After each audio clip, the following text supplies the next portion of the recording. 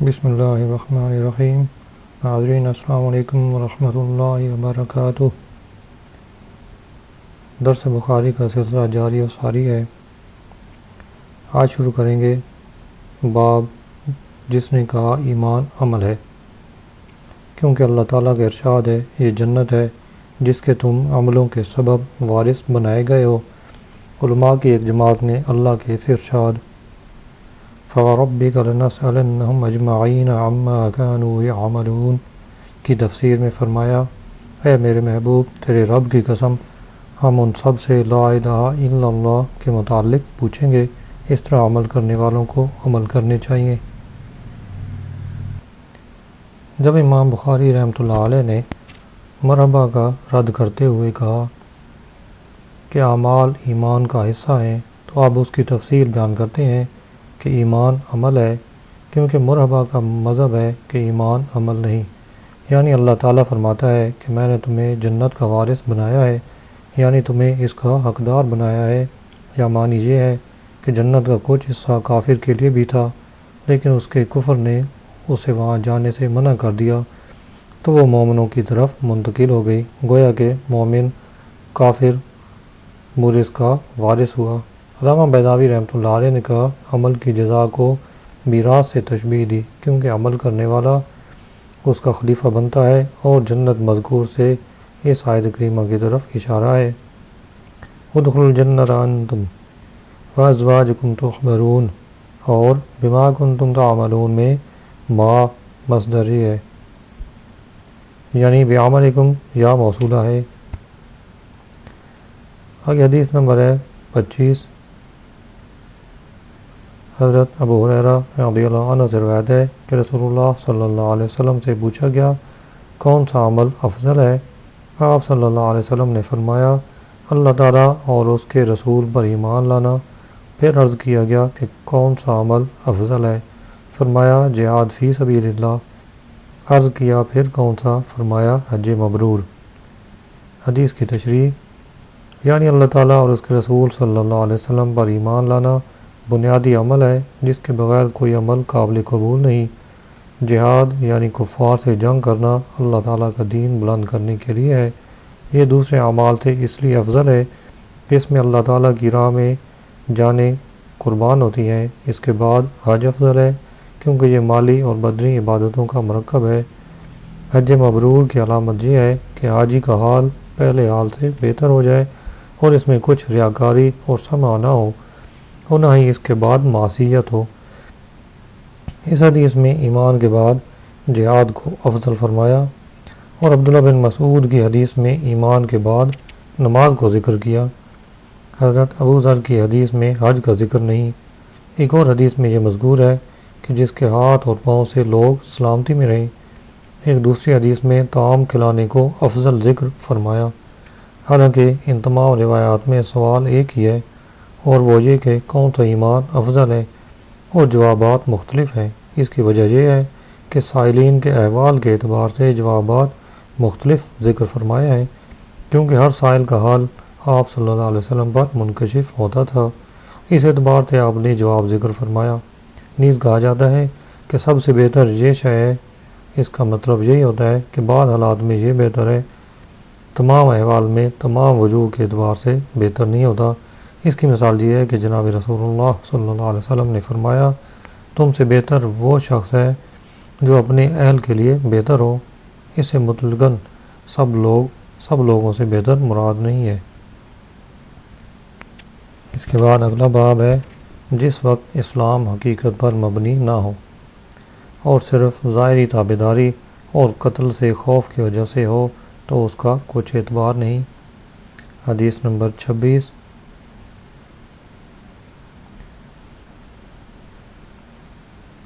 اس کے باب کے بیان میں ذکر ہے ایک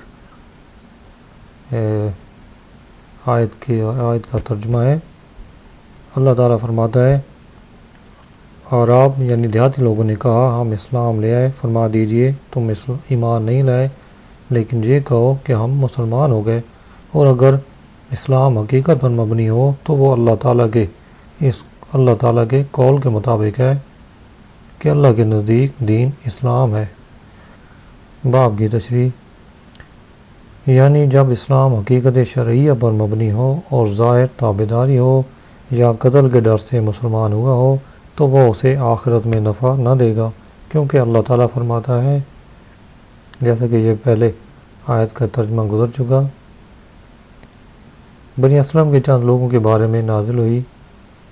یہ آیت بنی اسلم کے چند لوگوں کے بارے میں نازل ہوئی جو قحط سالی کے دور میں مدینہ منورہ آئے اور کلمہ توحید اور رسالت کی شہادت دی، جبکہ وہ جناب رسول اللہ صلی اللہ علیہ وسلم سے کہتے تھے، ہم بہت سامان اور بچے لے کر آپ کے پاس آئے ہیں، ہم نے آپ سے قتال نہیں کیا جیسے بنو فلاں نے آپ سے قتال کیا تھا۔ ان کا مقصد یہ تھا کہ ان پر صدقہ اور احسان کیا جائے، تو اللہ تعالیٰ نے اپنے رسول کریم صلی اللہ علیہ وسلم سے فرمایا کہ انہیں فرما دیجیے، تم نے حقیقت میں اظہار شہادت نہیں کیا، تم نے ظاہری انقیاد کا اظہار کیا ہے، اس لیے اللہ تعالیٰ نے فرمایا تم یہ نہ کہو کہ ہم ایمان لے آئے، تم یہ کہو کہ ہم مسلمان ہوئے ہیں۔ اس آیت میں کرامیہ اور مرحبہ کا رد ہے جو کہتے ہیں کہ ایمان صرف زبانی اقرار ہے، اور بہت بڑی دلیل یہ ہے کہ اللہ تعالیٰ نے منافقوں کو مومن نہیں فرمایا، حالانکہ وہ زبانی شہادتیں اقرار کرتے تھے۔ جب اسلام حقیقت شرعیہ پر مبنی ہو جو ایمان کے مترادف ہے تو وہ انسان کو نفع دیتا ہے۔ اس میں فرمایا اللہ کے نزدیک پسندیدہ دین اسلام ہے۔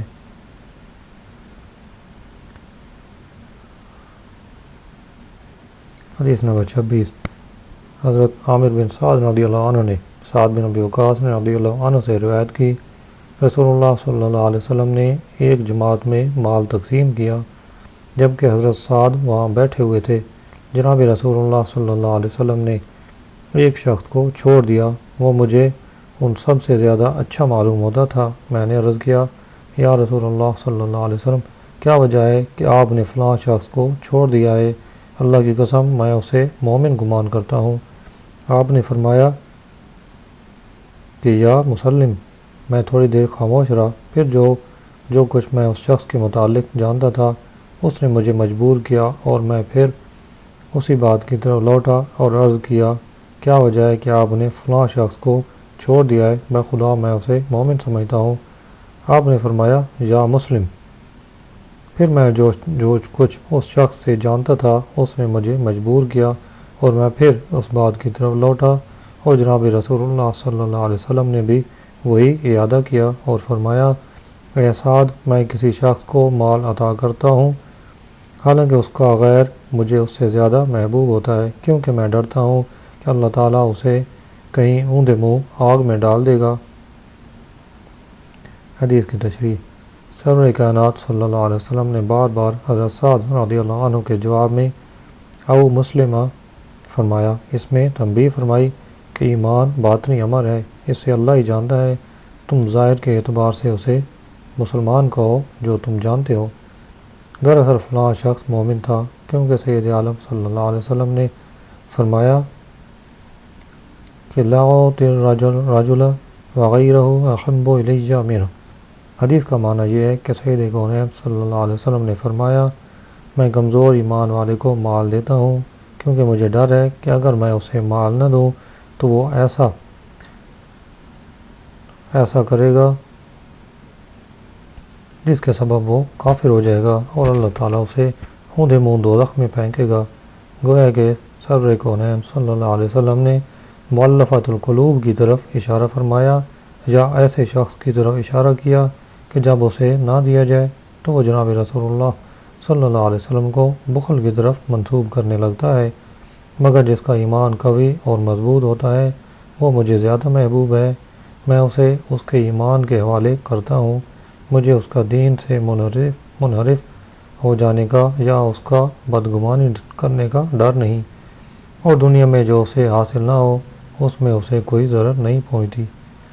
اس حدیث پاک سے معلوم ہوتا ہے کہ حاکموں وغیرہ کے پاس جائز سفارش کرنی جائز ہے، اور امام کو چاہیے کہ مال مسلمانوں کے اہم مسائل میں خرچ کرے۔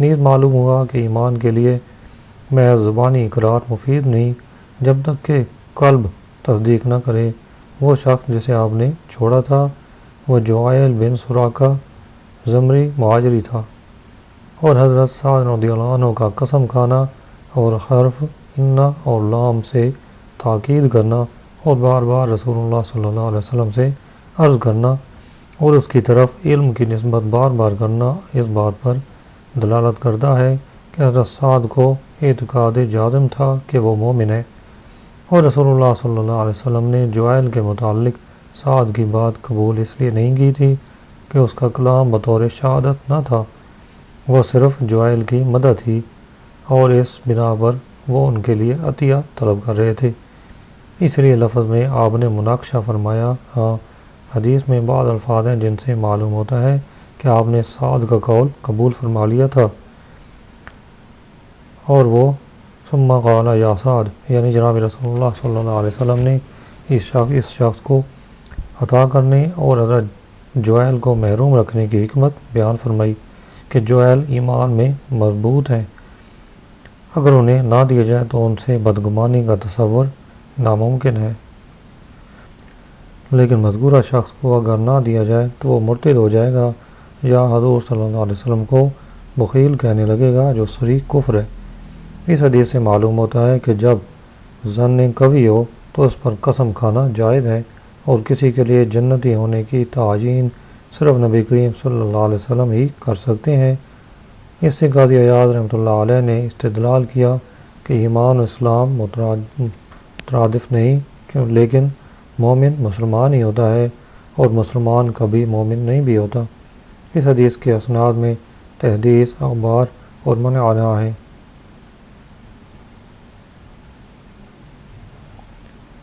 اگلا باب ہے اسلام کا اظہار اسلام کا حصہ ہے۔ حضرت عمار رضی اللہ عنہ نے کہا، 3 خصلتیں ہیں، جس نے ان کو جمع کیا اس نے ایمان کی خصلتیں جمع کی: عدل کرنا، لوگوں کو اسلام کہنا اور تنگ دستی کے باوجود خرچ کرنا۔ حدیث نمبر 27 حضرت عبداللہ بن عمر رضی اللہ عنہ سے روایت ہے کہ ایک شخص نے جناب رسول اللہ صلی اللہ علیہ وسلم سے عرض کیا، کون سا اسلام بہتر ہے؟ آپ نے فرمایا، طعام کھلانا اور جسے پہچانو یا نہ پہچانو اسے سلام کہنا۔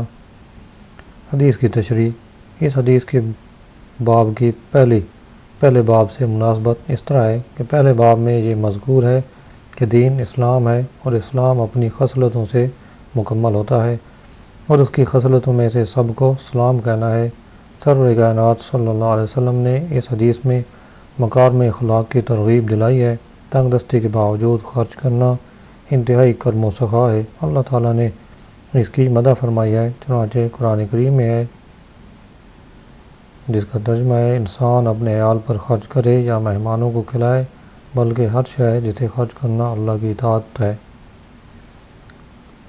سب پر حدیث مشتمل ہے۔ سید عالم صلی اللہ علیہ وسلم کے یہ جامع کلمات ہیں، کیونکہ ایمان کے خصائل مالی ہیں یا بدنی ہیں۔ انفاق سے مالی خصائل کی طرف اشارہ ہے، جس میں الوہیت پر وثوق اور دنیا میں زہد و تقوی پایا جاتا ہے، اور بدنی خصائل اگر اللہ تعالیٰ کے حکم کی تعظیم کے لیے ہیں تو انصاف ہے، اگر مخلوق کی شفقت کے لیے تو بذل اسلام ہے۔ یہ مکارم اخلاق تواضع، عدم اعتقاد کو متضمن ہے، اور اس کے ساتھ ایک دوسرے سے محبت پیدا ہوتی ہے۔ اس حدیث سے معلوم ہوتا ہے کہ غریب آدمی کو اپنے اہل و عیال پر خرچ کرنے سے امیر کی نسبت زیادہ ثواب حاصل ہوتا ہے۔ سرور کائنات صلی اللہ علیہ وسلم نے فرمایا کہ سب لوگوں کو سلام کہنا، اللہ کے ماں سوا کو عالم کہتے ہیں۔ اس میں کفار و مشرکین اور یہود و نصارہ بھی داخل ہیں، لیکن سید عالم صلی اللہ علیہ وسلم کے ارشاد، یہود و نصارہ کو پہلے سلام نہ کہو، سے یہ لوگ خارج ہو جاتے ہیں، لہذا انہیں سلام نہیں کہا جائے گا۔ اور ایک قول کہ والانفاق من الاقتار، اقتار کا معنی محتاجی ہے۔ اب یہ سوال ہو سکتا ہے کہ اس جملہ کا معنی یہ ہے کہ عدم سے خرچ کرنا، کیونکہ محتاجی عدم ہے۔ اس کا جواب یہ ہے کہ کلمہ من فی کے معنی میں ہے، جیسے اذا نودی للصلاۃ من یوم الجمعہ میں من فی کے معنی میں ہے، تو حدیث کے اس جملہ کا معنی یہ ہوگا کہ فقر کی حالت میں خرچ کرنا یہ کرم و سخا کی انتہا ہے۔ اگلا باب ہے شوہر کا کفر کرنا اور کفر کا دوسرے کفر سے کام ہونا۔ حدیث نمبر 28، حضرت ابن عباس رضی اللہ عنہ سے روایت ہے کہ نبی کریم صلی اللہ علیہ وسلم نے فرمایا، مجھے دوزخ دکھائی گئی تو اس کے رہنے والوں میں زیادہ تر عورتیں تھیں، کیونکہ وہ کفر کرتی ہیں۔ عرض کیا گیا، وہ اللہ کا، کیا وہ اللہ کا کفر کرتی ہیں؟ فرمایا، شوہر کا کفر کرتی ہیں اور احسان کا انکار کرتی ہیں۔ اگر تو کسی عورت پر عمر بھر احسان کرتا رہے، پھر وہ تجھ سے کوئی بات ناموافق دیکھے تو کہے گی، میں نے تجھ سے کبھی اچھی بات نہیں دیکھی۔ حدیث کی تشریح، عشیر کا معنی ہے شوہر۔ سیاق حدیث کی اسی پر دلالت ہے۔ کہا گیا عشیر بمعنی معاشر ہے اور معاشرہ مخالطت ہے، یعنی میل جول۔ کفران کفر سے ہے، اس کا معنی ستر یعنی پردہ ہے، اس لیے ایمان کی ضد کو کفر کہا جاتا ہے، کیونکہ وہ حق یعنی توحید کو چھپاتا ہے۔ نعمت کے انکار پر بھی کفر کا اطلاق ہوتا ہے، لیکن اکثر دیکھنے میں یہ آیا ہے کہ ایمان کے مقابلے میں کفر بولا جاتا ہے اور نعمت کے انکار کو کفران کہا جاتا ہے۔ جیسے اطاعت پر ایمان کا اطلاق ہوتا ہے، ایسے ہی معاصی کو کفر کہا جاتا ہے، اور جہاں مطلقاً کفر مذکور ہو اس سے مراد ملت اسلامیہ سے خروج ہوتا ہے۔ کفر کی 4 اقسام ہیں: انکار، حجود، عناد اور نفاق، اور جو کوئی ان 4 اقسام میں کسی قسم کے ساتھ اللہ سے ملے، اللہ اسے کبھی نہیں بخشے گا۔ کفر بمعنی انکار یہ ہے کہ دل اور زبان سے انکار کرے اور توحید کو قطعاً نہ پہچانے، جیسے ابو جہل کا کفر تھا، اس نے توحید کا انکار اور اس کی معرفت سے سر پھیرا۔ دوسری قسم یہ کہ دل سے پہچانے اور زبانی انکار کرے، جیسے ابلیس، بلعام اور امیہ بن ابی سلط کا کفر۔ تیسری قسم یہ کہ دل سے پہچانے اور زبان سے اقرار بھی کرے، لیکن ایمان قبول کرنے سے انکار کرے، یعنی اس کے دل میں توحید کی معرفت بھی ہے اور اس کا زبانی اقرار بھی کرتا ہے، لیکن اس کا اذعان نہیں کرتا، جیسے ابو طالب کا کفر تھا۔ چوتھی قسم یہ ہے کہ زبانی اقرار کرے اور دل سے انکار کرے، جیسے منافقوں کا کفر ہے۔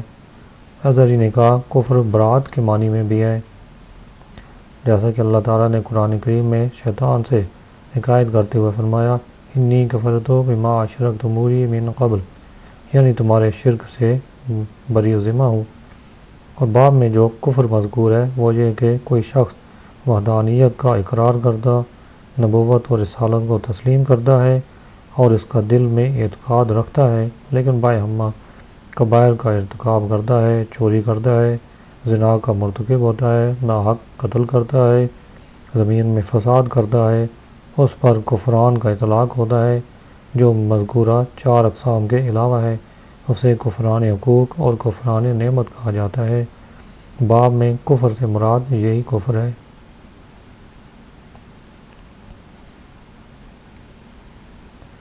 عموماً عورتوں کی عادت ہے کہ وہ شوہر کے انعامات کو تھوڑی سی ناراضگی پر ایک ٹھوکر سے جھٹلا دیتی ہیں۔ یہ کفران نعمت ہے، کیونکہ حدیث پاک میں ہے کہ سید عالم صلی اللہ علیہ وسلم نے فرمایا، اگر اللہ کے سوا کسی کو سجدہ کرنا جائز ہوتا تو میں عورت کو حکم دیتا کہ وہ اپنے شوہر کو سجدہ کرے۔ سید عالم صلی اللہ علیہ وسلم نے شوہر کے بیوی پر حق کو اللہ کے حق سے ملایا۔ پس جب کوئی عورت اپنے شوہر کے حق کا انکار کرتی ہے، حالانکہ اس پر شوہر کا حق اس نہایت کو پہنچا ہوا ہے کہ وہ اللہ کے حق سے ملا ہوا ہے، تو یہ اس بات کی دلیل ہے کہ عورت اللہ کے حق میں تعاون اور سستی کرتی ہے۔ ابن بطال رحمۃ اللہ علیہ نے کہا، شوہر کی نعمت کا انکار اللہ کی نعمت کا انکار ہے، کیونکہ اللہ تعالیٰ نے شوہر کے ہاتھ پر نعمت رکھی ہے، اس لیے شوہر کی نافرمانی کفر بمانی کفران نعمت ہے۔ اس حدیث سے معلوم ہوتا ہے کہ گناہوں سے ایمان ناقص ہوتا ہے، لیکن گناہ ایسے کفر تک نہیں پہنچاتے جس کے سبب وہ ہمیشہ دوزخ میں رہے۔ امام نووی رحمۃ اللہ علیہ نے کہا کہ یہ گناہ کبیرہ ہے کیونکہ سید عالم صلی اللہ علیہ وسلم نے فرمایا تم بہت لعنت کرتی ہو، اور صغیرہ جب بکثرت ہونے لگے تو وہ کبیرہ ہو جاتا ہے۔ جناب رسول اللہ صلی اللہ علیہ وسلم نے فرمایا مومن کو لعنت کرنا اسے قتل کرنے کی طرح ہے۔ تمام علماء کا اس بات پر اتفاق ہے کہ لعنت کرنا حرام ہے، اور کسی کو معین کر کے لعنت کرنا اگرچہ وہ مسلمان یا کافر یا جانور ہو جائز نہیں، البتہ اگر شرعی نص سے معلوم ہو جائے کہ کفر پر مرا ہے یا کفر پر مرے گا، جیسے ابو جہل اور ابلیس، تو اس پر لعنت کرنا جائز ہے، اور اگر وصف پر لعنت کی جائے تو جائز ہے، جیسا کہ لعنت اللہ علی الکاذبین یا سود خور پر لعنت، تو یہ دراصل وصف پر لعنت ہے، ذات پر نہیں۔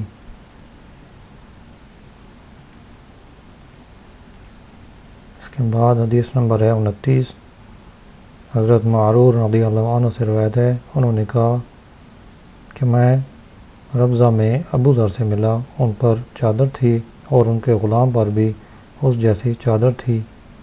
میں نے ان سے اس کا سبب پوچھا تو انہوں نے کہا میں نے ایک شخص کو ماں کی گالی دی تھی، تو مجھے نبی کریم صلی اللہ علیہ وسلم نے فرمایا اے ابو ذر، تو نے اسے ماں کی گالی دی ہے، تو ایسا شخص ہے کہ تجھ میں جاہلیت کا اثر پایا جاتا ہے، تمہارے غلام تمہارے بھائی ہیں، اللہ تعالیٰ نے انہیں تمہارے قبضہ میں دے رکھا ہے، جس کا بھائی اس کے قبضہ میں ہو وہ جو آپ کھائے اپنے غلام کو بھی کھلائے، اور جو خود پہنے اسے بھی پہنائے، اور ان کو زیادہ مشقت کا کام نہ دو جو ان پر گراں بار ہو، اور اگر ایسی مشقت ان کو دو تو ان کی مدد کرو۔ ابن مطال نے کہا کہ امام بخاری کی اس حدیث سے غرض خوارج کا رد ہے۔ وہ کہتے ہیں گناہگار مومن ہمیشہ دوزخ میں رہے گا۔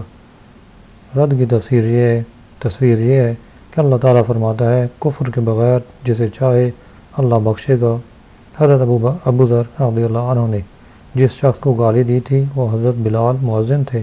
انہوں نے جناب رسول اللہ صلی اللہ علیہ وسلم سے شکایت عرض کی تو آپ نے فرمایا اے ابو ذر، تجھ میں جاہلیت کی خصلت ہے، اور انہیں زجر و توبیخ کی، اور فرمایا تو نے بلال کو گالی دی ہے اور اس کی کالی ماں کے سبب اسے شرمندگی دلائی ہے۔ ابو ذر نے عرض کی جی ہاں ایسا مجھ سے ہوا ہے۔ فرمایا میرا خیال ہے کہ تجھ میں جاہلیت کا کچھ اثر باقی ہے۔ یہ سن کر ابو ذر نے اپنا رخسار زمین سے ملا دیا، پھر کہا میں اپنا رخسار زمین سے نہیں اٹھاؤں گا حتیٰ کہ میرے رخسار کو حضرت بلال اپنے پاؤں سے روندے۔ ابن ملکن نے کہا اب بلال نے حضرت ابو ذر کے رخسار پر اپنا قدم رکھا، پھر جناب رسول اللہ صلی اللہ علیہ وسلم نے فرمایا یہ تمہارے بھائی ہیں۔ آپ نے ابو ذر کو اس لیے توبیخ کی کہ آئندہ ایسا نہ کرے۔ معلوم ہوا کہ کبیرہ گناہ کا ارتکاب باعث خلود فی النار نہیں، کیونکہ ابو ذر صحابی مومن تھے۔ آپ نے صرف اسی پر اکتفا فرمائی اور کچھ نہ فرمایا۔ اس حدیث سے معلوم ہوتا ہے کہ مسلمانوں کو ایک دوسرے پر فضیلت صرف تقوی اور پرہیزگاری میں ہے۔ اونچی نسب والے کو اس کا نسب کوئی فائدہ نہ دے گا جبکہ اس میں تقوی نہ ہو، اور کمزور نسب والے کو تقوی فائدہ دے گا، کیونکہ اللہ تعالیٰ کا فرمان ہے کہ تم میں عزت والا اللہ کے نزدیک وہ ہے جو اللہ سے ڈرے۔ نیز معلوم ہوا کہ غلام پر بھائی کا اطلاق جائز ہے۔ اس حدیث سے یہ بھی معلوم ہوتا ہے کہ خادموں اور نوکروں کو زیادہ مشقت نہیں دینی چاہیے، اگر دی جائے تو ان کی مدد کرنی چاہیے۔